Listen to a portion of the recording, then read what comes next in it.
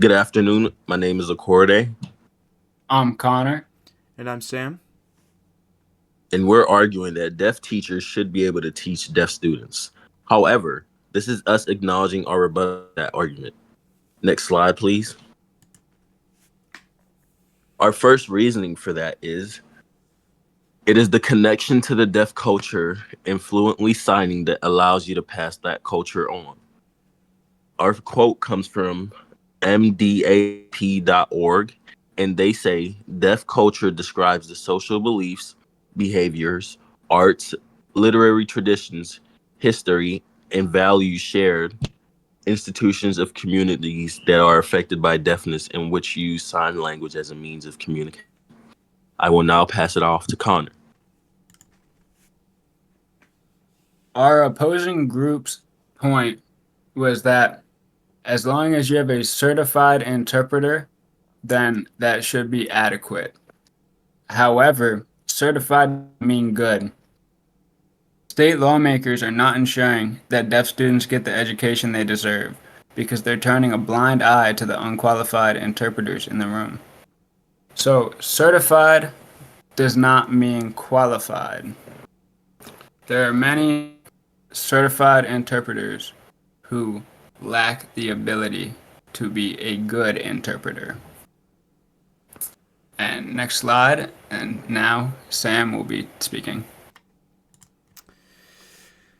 Our opposing group made the point that being educated on deaf struggles and deaf topics makes a hearing teacher qualified to teach. However, while yes, being educated and knowing about the struggles that deaf people experience on a day-to-day basis is good, that knowledge can only go so far before it causes some doubt among students. In an article by Jackson Hartley, he states that hands-on experience can also help bridge the gap between what's taught in the classroom and what's expected in personal life.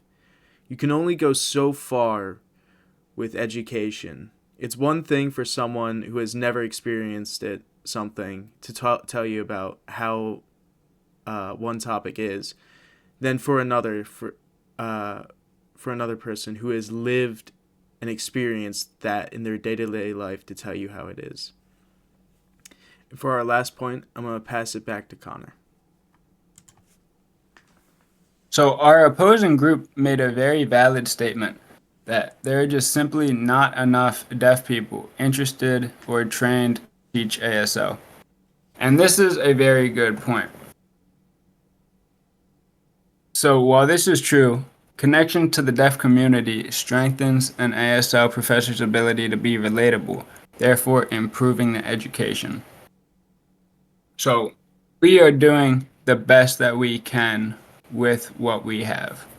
And our map on the left is opportunities for interpreters in the United States.